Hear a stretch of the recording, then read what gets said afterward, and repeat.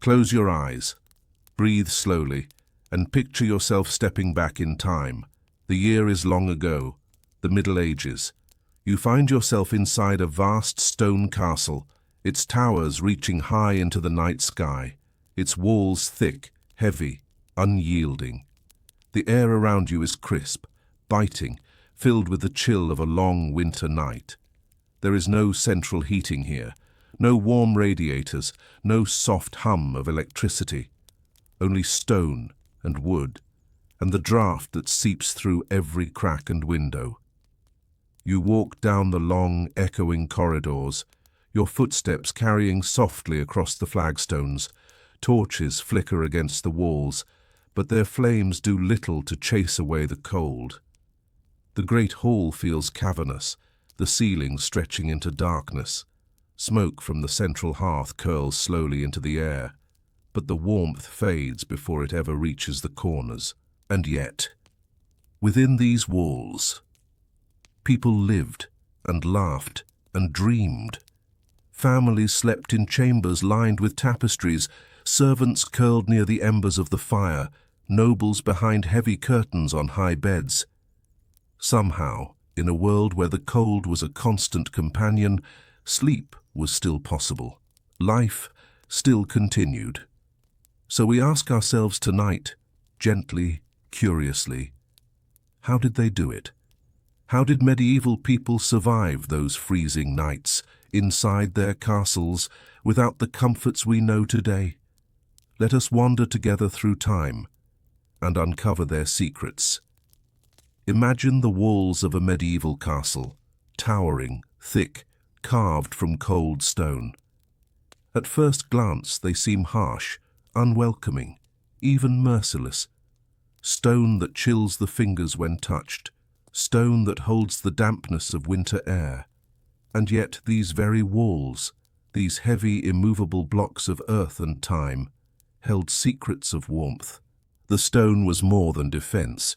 It was insulation, a strange, slow kind of warmth. Stone absorbed heat during the day, from sun, from fire, from bodies moving through the halls, and then, gently, quietly, it released that heat back into the air at night.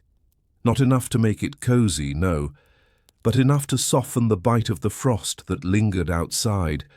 And though castles were large, imposing, vast, the rooms where people actually slept were smaller, tucked away. Private chambers built above the great hall or deep inside the walls. The design was intentional.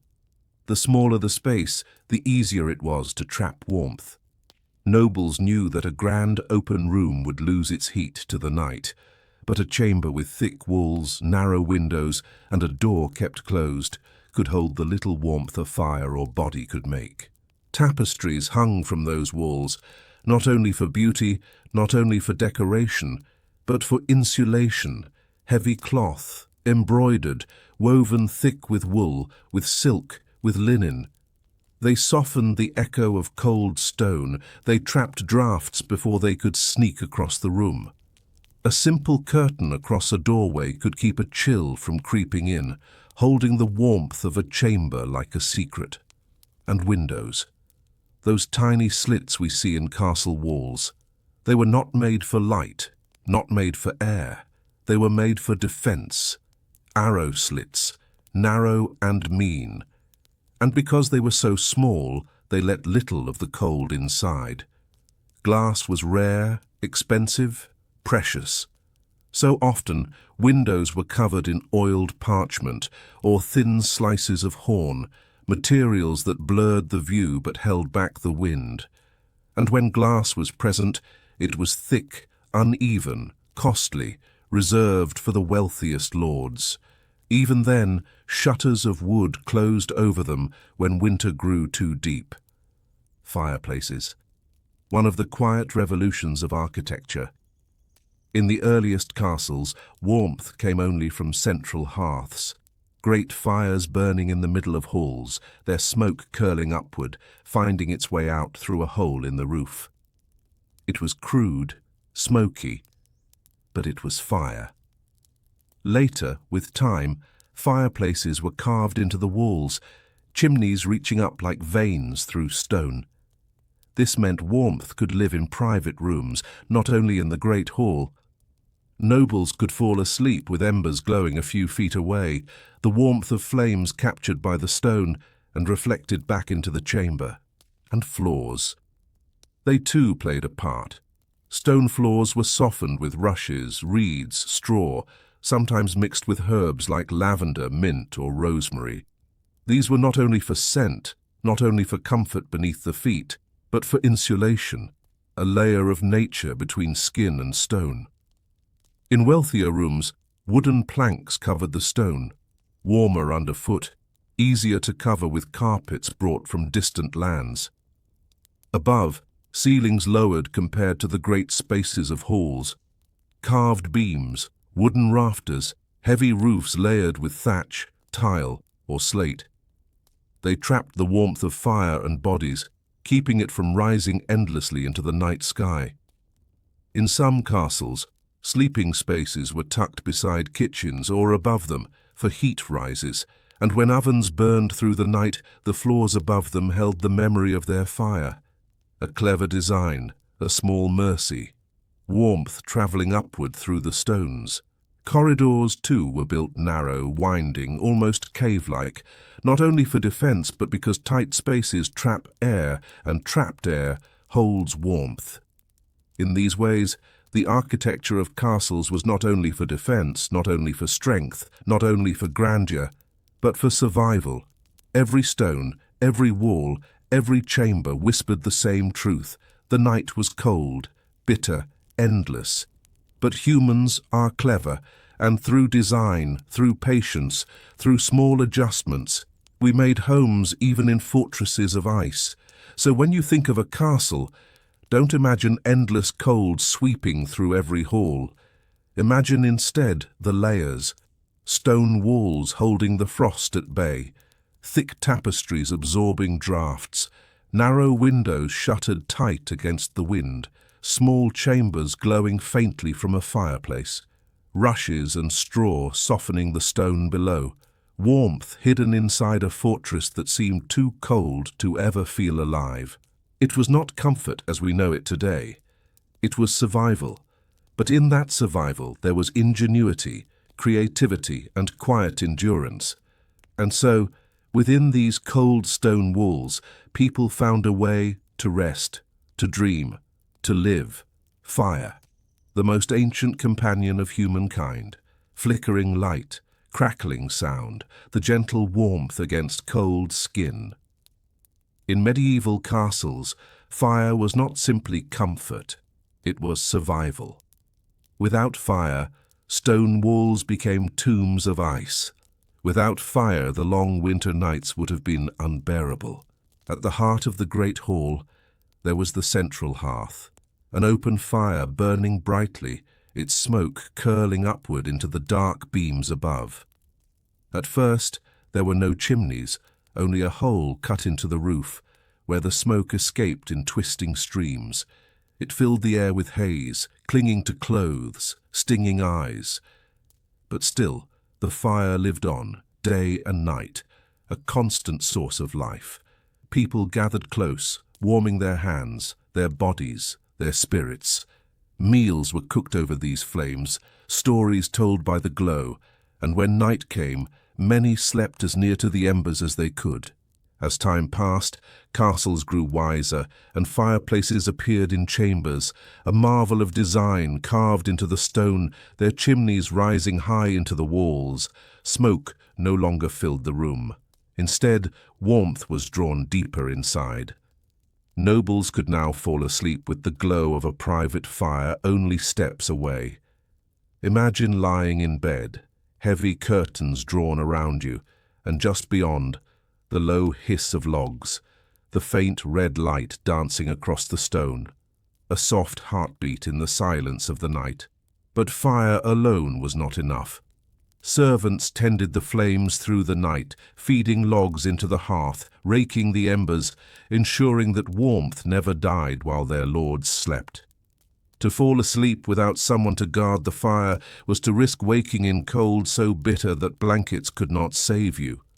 In great households, the duty of keeping the fire was sacred. And beyond the hearth, there were braziers, small, portable vessels of metal filled with hot coals or embers. They could be carried from room to room, placed near the feet of a bed, or set in corners where the chill crept in most.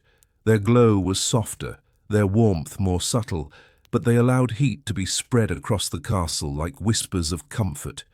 Wood, however, was precious. In regions where forests were scarce, firewood was costly, guarded, carefully rationed. Peasants brought bundles of sticks as part of their dues to their lords.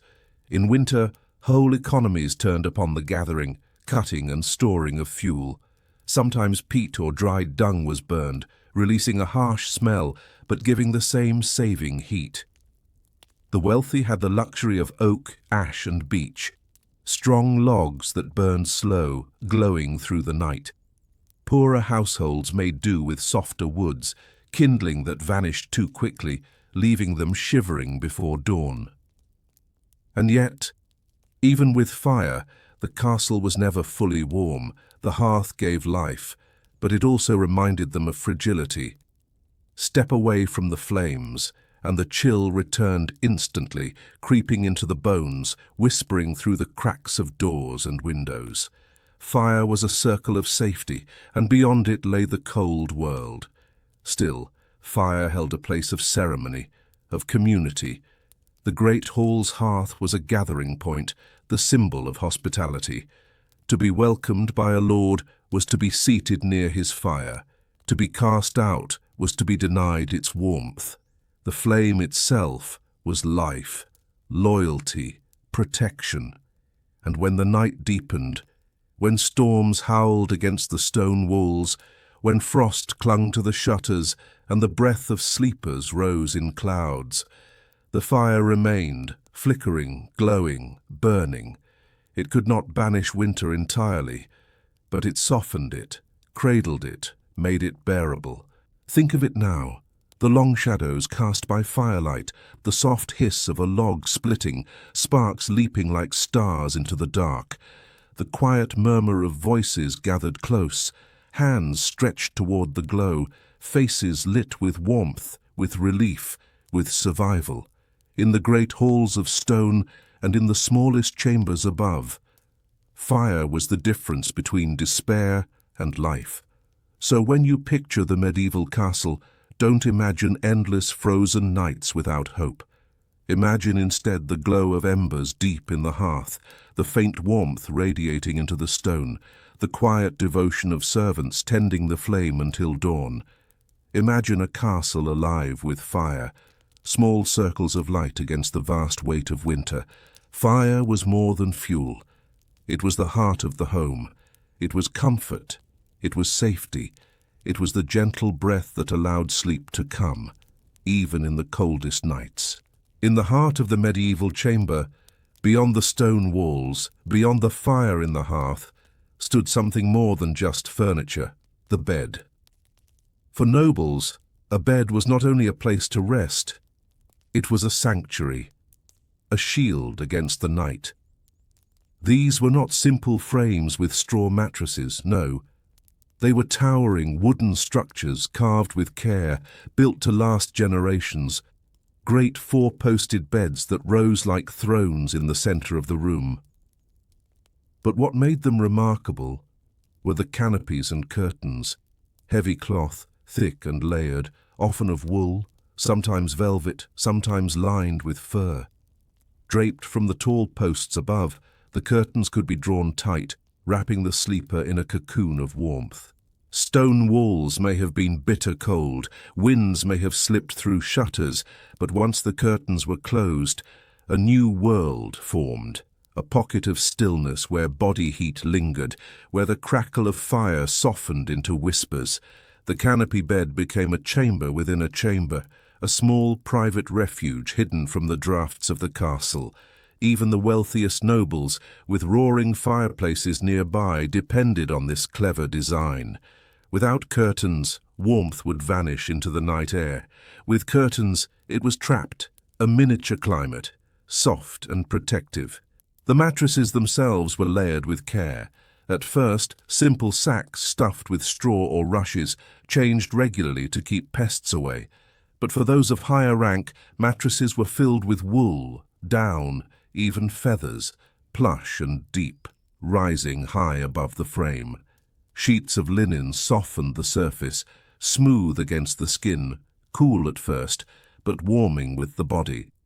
Above lay blankets, quilts and furs piled thick, bearskins, wolf pelts, rabbit furs, not trophies, but survival. To climb into such a bed was to climb into safety. Servants might prepare it first, smoothing sheets, piling blankets, tucking in corners, ensuring that warmth would be held through the night. A warming pan, a metal container filled with glowing coals, might be slid between the sheets before sleep, leaving behind a pocket of heat that lingered for hours. And yet, even for those less fortunate, the principles remained. Peasants, of course, had simpler beds, wooden frames or sometimes no frames at all, just mattresses of straw laid on the ground. But still, coverings mattered, wool blankets woven thick, animal hides spread for insulation. Curtains were rare, but sometimes simple cloths were hung, or straw walls built around sleeping spaces to hold in whatever heat a small hearth could give. Beds were also places of intimacy, of family, of shared warmth. Nobles sometimes slept with attendants nearby, curled at the foot of the bed, or on pallets close by. Servants and family members often crowded together, layering blankets, piling close for body heat. But for the lords and ladies of the castle, the bed was more than warmth. It was also status. Curtains embroidered with gold thread, canopies painted with coats of arms, carved posts etched with stories of lineage. To sleep in such a bed was not only to stay warm, but to display wealth, power, taste. And yet, beneath all the grandeur, the truth was simple.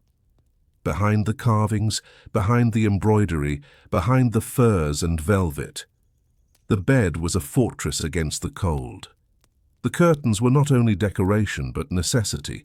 Without them, sleep would have been shallow, restless. With them, the night could be endured. Imagine it now. You lie down upon soft linen, pulling heavy wool and fur over your body. The fire still glows in the hearth, but the chamber beyond is dark, cold, endless.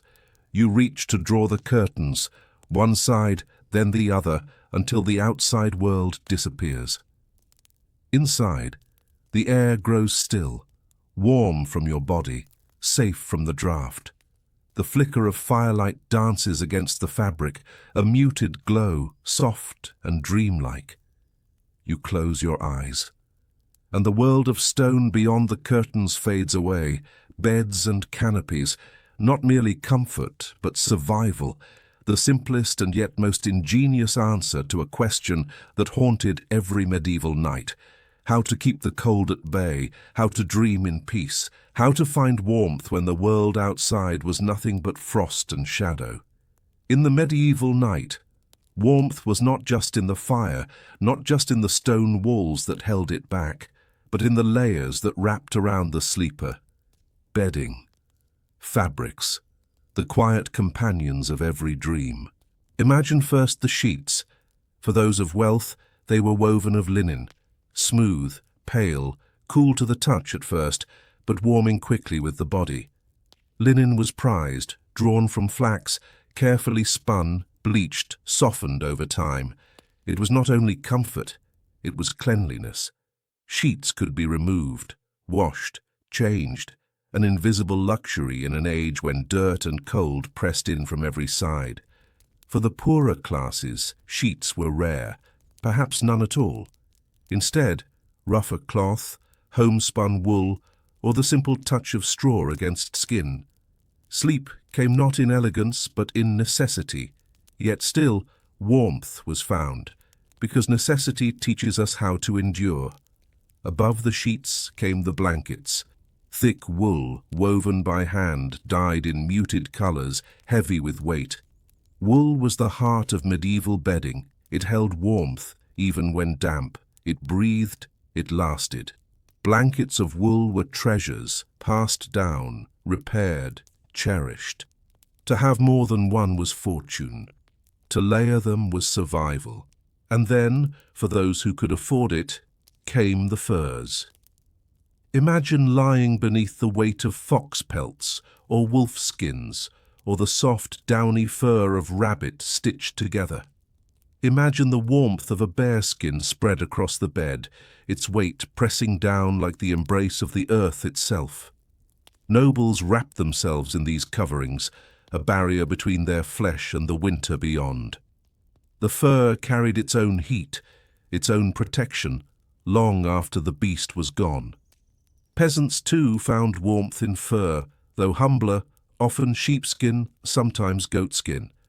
The hides of animals they raised or hunted, dried and stretched, spread across straw bedding.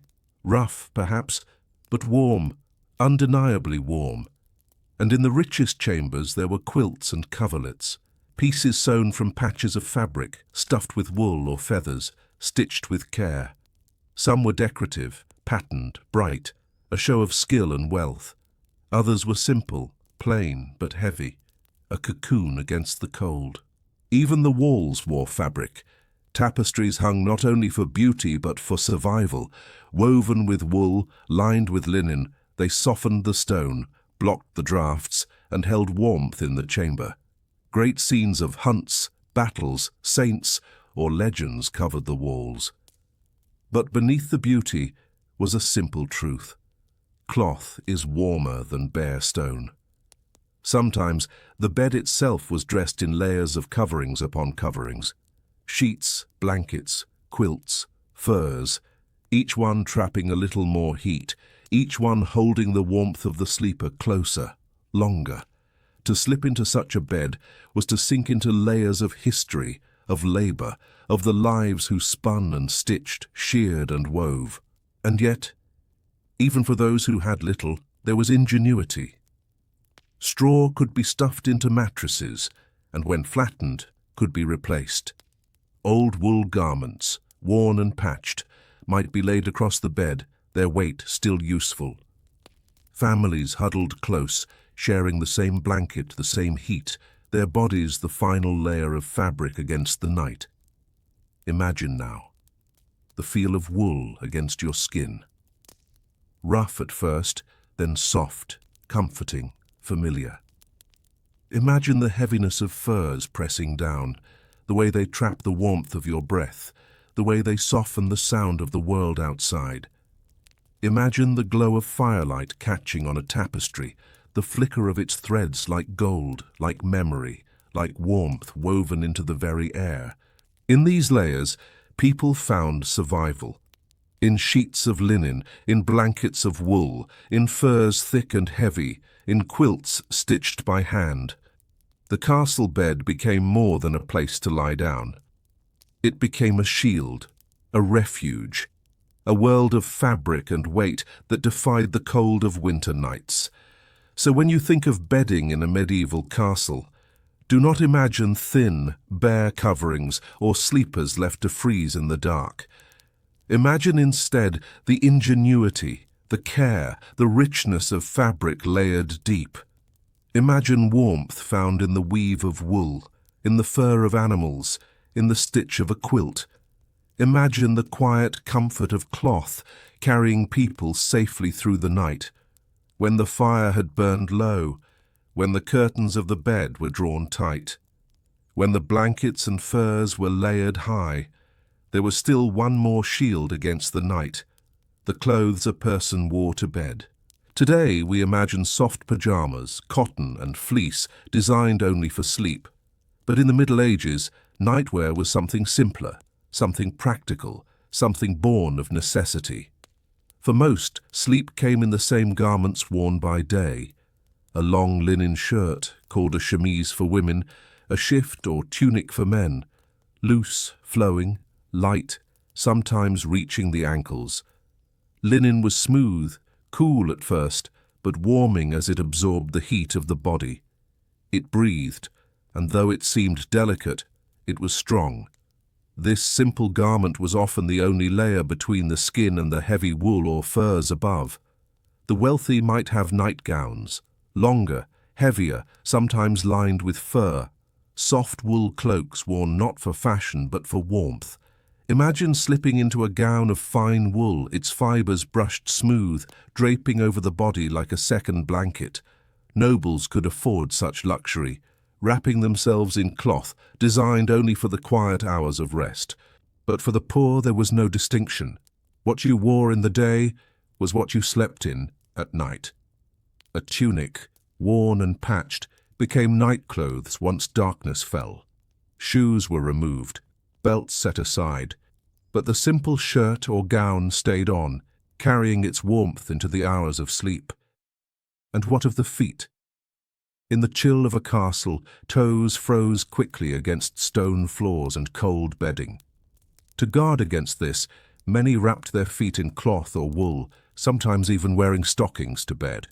Others relied on furs or skins laid at the bottom of the bed, where feet could find warmth. A small comfort, but a vital one. In colder regions, or in deep winters, people layered more. Wool hose pulled over legs, cloaks drawn close, even hats or caps worn to bed.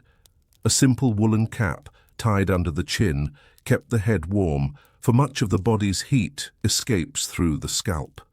To us, it may seem strange, but in a chamber of stone, where frost sometimes formed on the inside of shutters, such precautions were the difference between rest and shivering.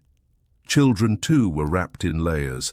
Mothers dressed them in long shirts, swaddled them in woolen blankets, tucked them between parents or siblings.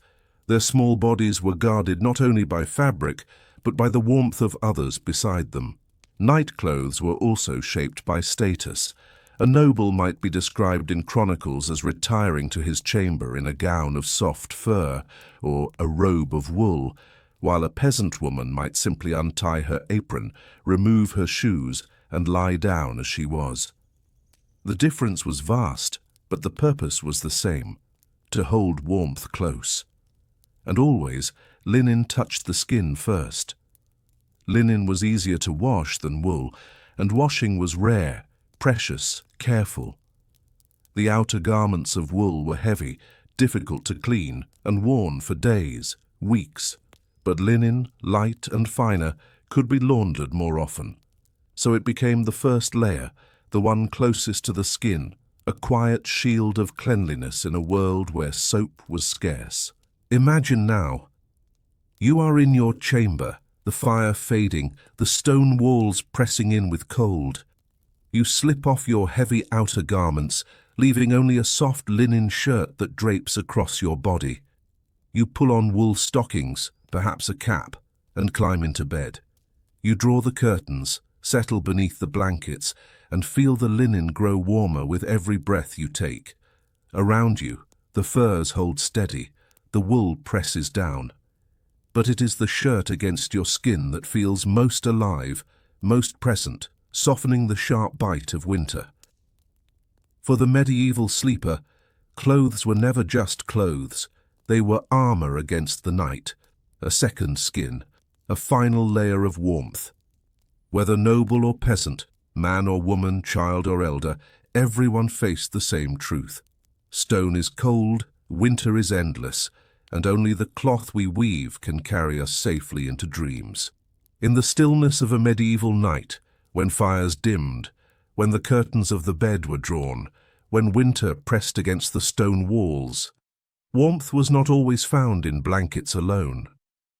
Often, warmth came from one another. Sleeping companions were not unusual. They were a way of life. To us, the idea may seem strange, to share a bed with family, with servants, even sometimes with strangers. But in a world without central heating, without insulation, without modern comforts, sharing body heat was one of the most natural and effective ways to survive the cold. Among the poor, it was necessity. In small cottages, beds were scarce. Straw pallets laid across the floor, sometimes raised on simple wooden frames, became places for whole families to sleep together. Parents and children crowded close, layered in wool, wrapped in blankets or furs, pressed shoulder to shoulder. The warmth of one body fed the next, and in the tightness of the bundle the night was endured. Children were often placed between adults, safe and warm at the center. Infants were swaddled and tucked beside mothers, their tiny breaths mingling in the same air. Brothers and sisters shared straw beds, pulling one another close. Privacy was a luxury unknown, but warmth was survival. Among nobles, too, the bed was rarely solitary. Lords and ladies might share their great curtained bed with attendants who slept at the foot or with favored servants nearby. Guards or pages sometimes lay on pallets within the same chamber, ready to serve if needed. Companionship in sleep was not only warmth, it was loyalty, it was duty. And for travelers, the custom was even more common. Inns were few, beds fewer still. To journey through the countryside often meant sharing a mattress with whomever the host assigned, friend or stranger, noble or common. Travelers might complain, but they accepted, because to have a bed at all was better than the bitter cold of the road. The church, too, left its mark on this practice. Monks in monasteries often slept side by side, rows of narrow beds or pallets, sometimes even a shared dormitory hall. Their discipline demanded modesty, but still, the principle was the same: warmth found in closeness, in numbers. And the bed itself reflected this need. Great four-posted beds were vast, not only for display but because they held more than one. Nobles might lie together with attendants, or families with multiple children. The design was not only grandeur, it was practicality, a frame large enough to hold many bodies, many blankets, many layers of warmth. Of course, intimacy was a part of this world too. But in many cases, co-sleeping was not about romance or desire. It was about enduring the cold together, about knowing that without another body beside you, the night would be longer, harsher, harder to bear. There were dangers. To sleep too close to an open flame was to risk sparks, smouldering blankets, even fire. To crowd too tightly was to risk suffocation of infants. But families knew this balance. They learned how to share warmth safely, how to guard their little ones, how to make the most of what they had. And so, companionship became as much a part of sleep as blankets or fire. It was the hum of breath in the darkness, the sound of shifting bodies on straw, the comfort of knowing you were not alone. Even the wealthy, surrounded by servants, found reassurance in company.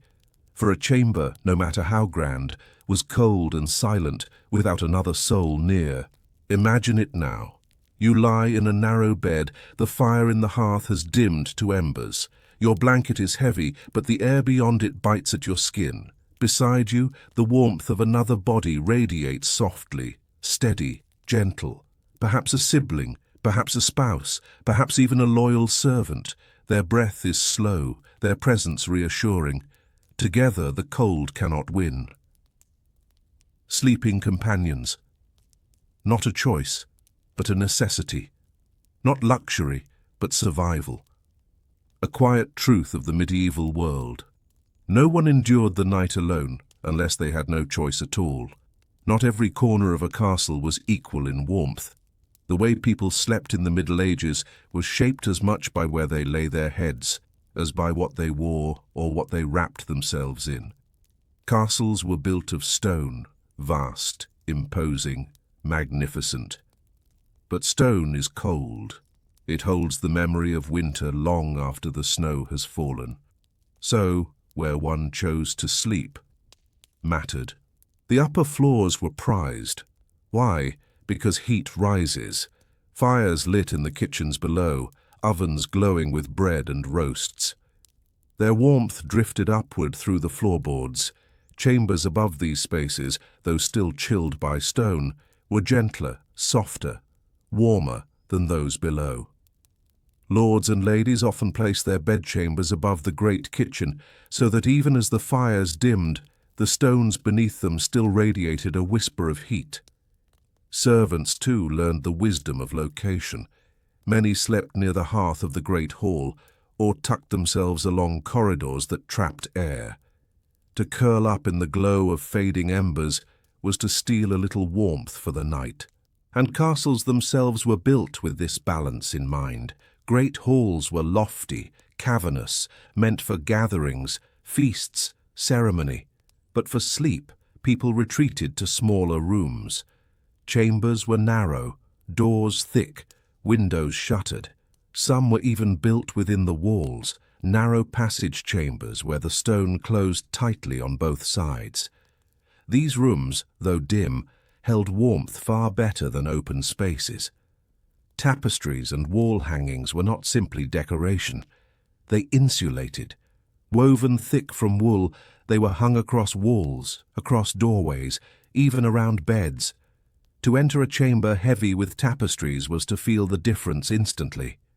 The draught softened. The echo faded. The stone seemed less cruel. Lifestyle also played its part. Medieval people were used to the cold in a way we cannot imagine today.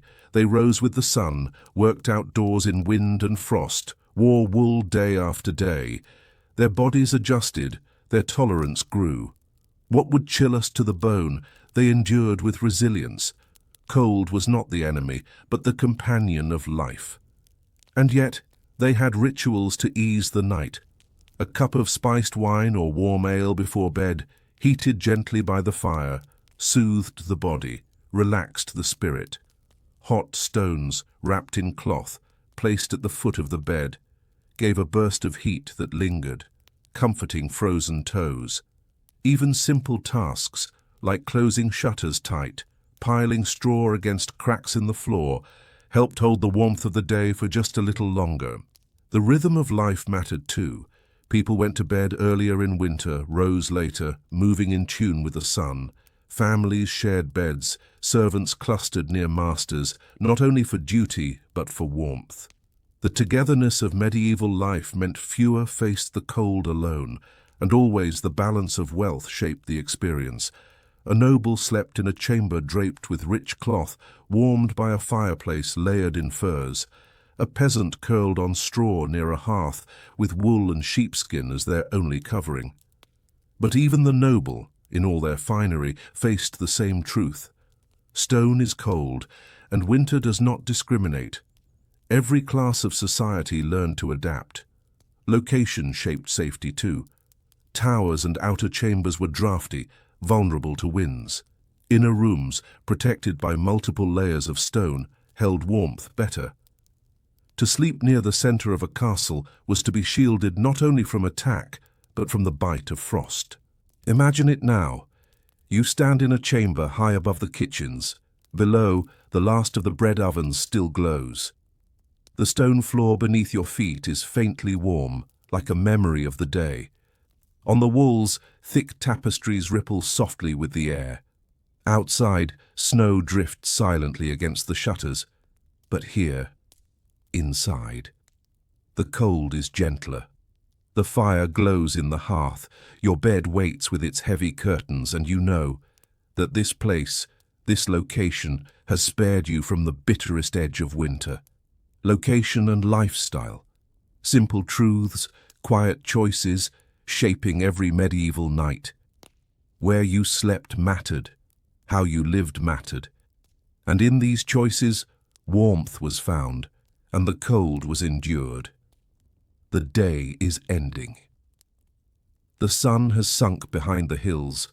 The air grows colder with every passing hour. Inside the castle, torches flicker, shadows stretch across stone walls, and as people prepare to sleep, they follow small, gentle rituals, habits born of necessity, of comfort, of survival.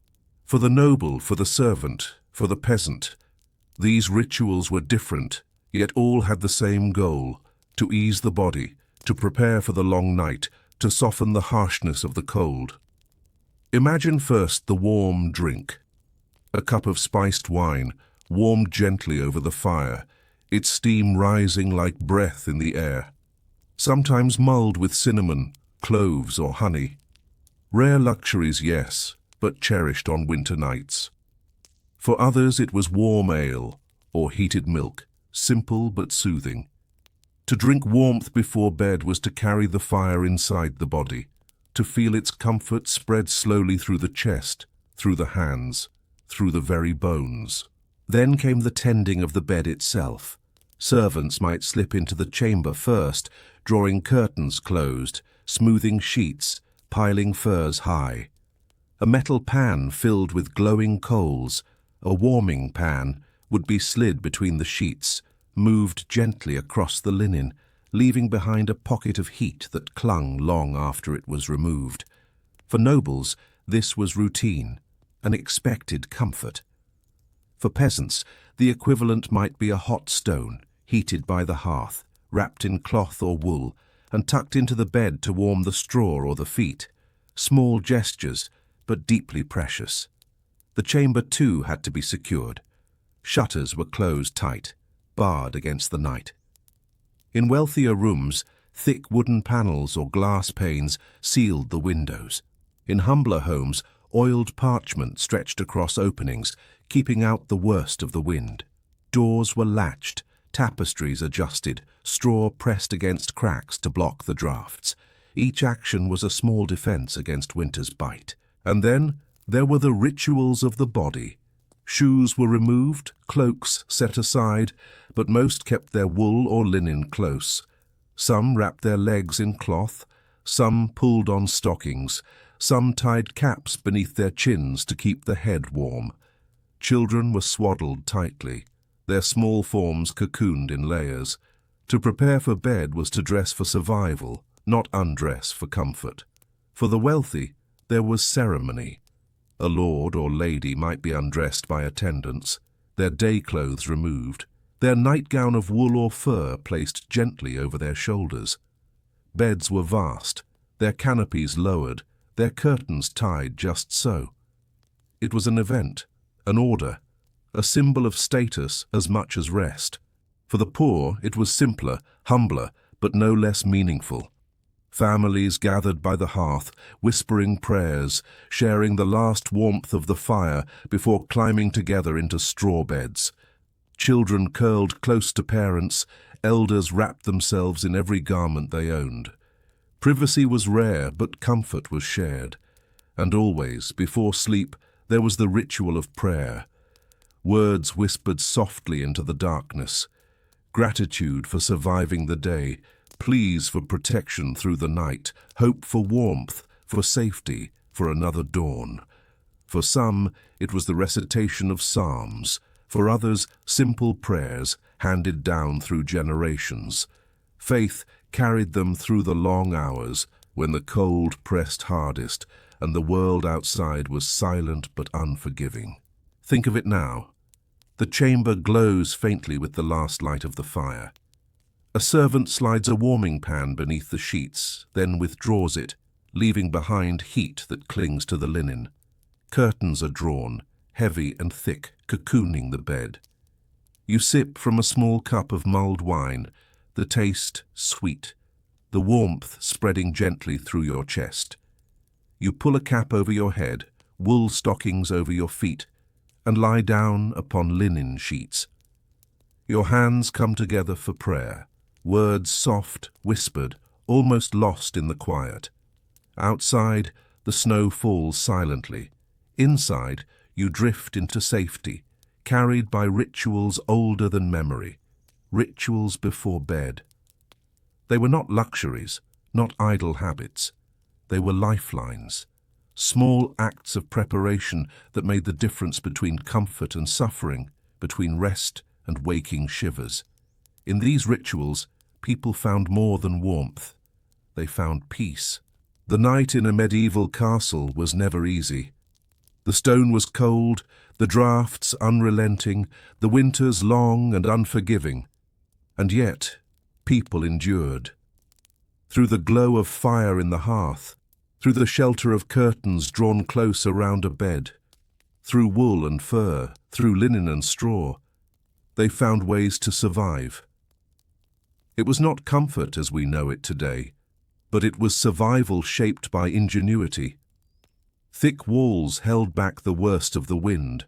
Fires burned through the night, tended by steady hands. Beds became cocoons of fabric and warmth. Clothes and furs wrapped the body like armor against the dark. Companions shared their heat, families huddled together, servants and nobles alike bound by the same need to rest, to dream, to endure until dawn. Even the smallest rituals mattered. A cup of warm ale, a stone heated by the fire, a prayer whispered softly before sleep. Each act was a defense, a quiet shield against the cold. And as we think back on those long nights, let us not only imagine the hardship, but also the resilience, the human spirit, adapting, finding warmth in stone fortresses, in simple cloth, in one another. So tonight, as you rest in your own bed, surrounded by comforts unimagined in the Middle Ages, pause for a moment, breathe, and remember how they endured, how they dreamed, and how, even in the coldest castles, they found warmth enough to close their eyes and drift into sleep.